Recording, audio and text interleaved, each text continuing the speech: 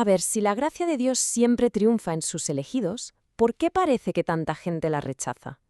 ¿Son la soberanía de Dios y la responsabilidad humana dos ideas que no pueden coexistir?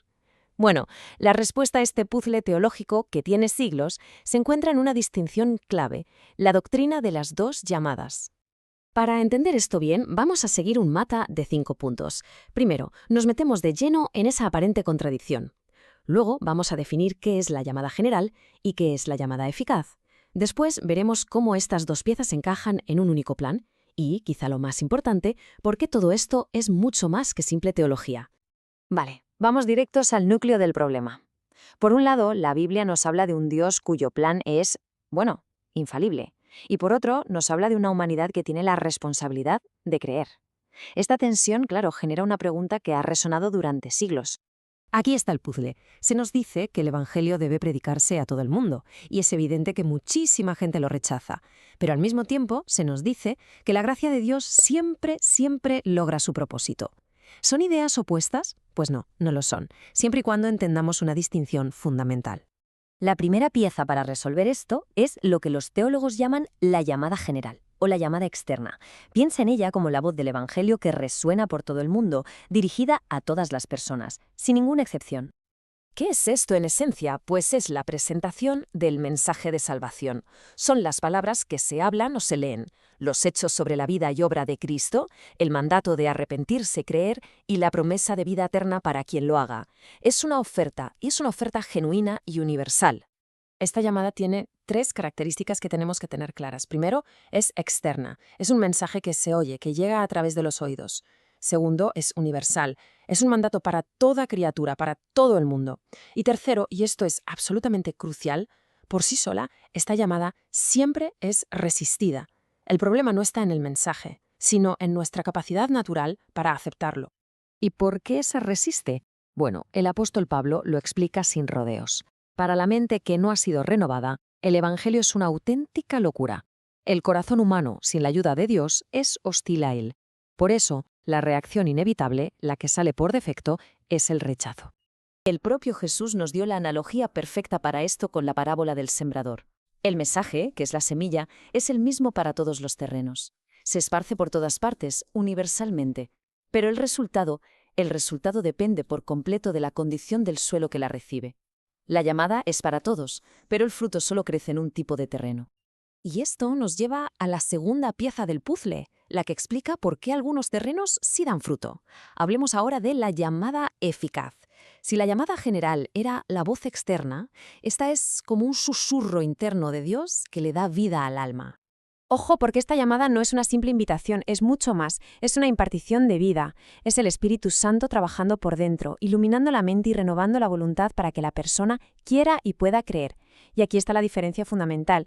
No solo nos dice lo que debemos hacer, sino que nos da el poder para hacerlo.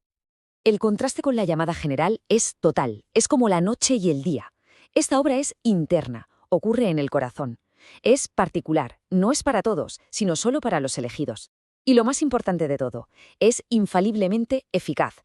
No es que pueda funcionar, es que siempre funciona, nunca falla. El ejemplo más potente que se nos ocurre es, sin duda, la resurrección de Lázaro. La orden de Jesús no fue una sugerencia a un hombre que llevaba días muerto, no. La propia palabra de Jesús llevaba el poder creador que le devolvió la vida y le permitió obedecer. Pues así es como opera la llamada eficaz. Resucita a los que están espiritualmente muertos. Teológicamente, el ancla de todo esto está aquí, en lo que se conoce como la cadena de oro de la salvación. Pablo argumenta que el mismo grupo exacto de personas que es llamado es el mismo grupo que después es justificado. El eslabón entre un paso y otro es perfecto, inquebrantable. Esto solo puede significar una cosa. La llamada de la que habla aquí tiene que ser 100% eficaz, porque si no, la cadena se rompería. Entonces, ¿cómo encajan estas dos llamadas? No son dos planes distintos que van por separado. Para nada. Son dos aspectos inseparables del único plan de salvación de Dios. El Espíritu Santo obra a través de la palabra que se predica. Vamos a resumir las diferencias para que quede clarísimo. La llamada general es universal, es externa y por naturaleza humana siempre se resiste. Por otro lado, la llamada eficaz es particular, es interna y siempre, siempre tiene éxito. Una es la siembra de la semilla. La otra es el milagro de la germinación en la tierra preparada. Y aquí es donde vemos la armonía perfecta. La llamada general establece la responsabilidad de cada persona. Nadie puede decir que no se le ofreció la salvación. Su rechazo es su propia culpa, dejándolo sin excusa. La llamada eficaz, por su parte, manifiesta la gracia soberana de Dios que supera nuestra incapacidad natural y asegura la salvación. ¿Ves? No hay contradicción, sino un equilibrio perfecto. Y todo esto no es solo teoría para teólogos, para nada. Tiene una aplicación muy práctica y da respuesta a una de las experiencias más desconcertantes que podemos tener. Pensemos en ello un momento. Dos personas, sentadas una al lado de la otra, escuchando el mismo sermón, del mismo predicador. Una se siente ofendida o simplemente se aburre. La otra, sin embargo, es profundamente conmovida y llevada a la fe. ¿Qué ha marcado la diferencia? No es la elocuencia del que habla, ni la inteligencia del que escucha. La respuesta es simple, pero a la vez increíblemente profunda. Ambas personas oyeron la llamada externa con sus oídos, pero solo una de ellas experimentó además la llamada interna y vivificante del Espíritu en su corazón. En un caso, el corazón fue abierto, en el otro, permaneció cerrado. El caso de Lidia en el libro de los Hechos lo ilustra a la perfección. Pablo estaba predicando junto al río. Esa era la llamada general para todas las mujeres que estaban allí. Pero el texto nos da un comentario divino, nos cuenta lo que pasaba detrás de las cámaras. Fue el Señor quien abrió el corazón de Lidia para que pudiera recibir el mensaje. Vemos las dos llamadas trabajando juntas, en perfecta sintonía. La implicación de esto es enorme y nos lleva directamente a la humildad.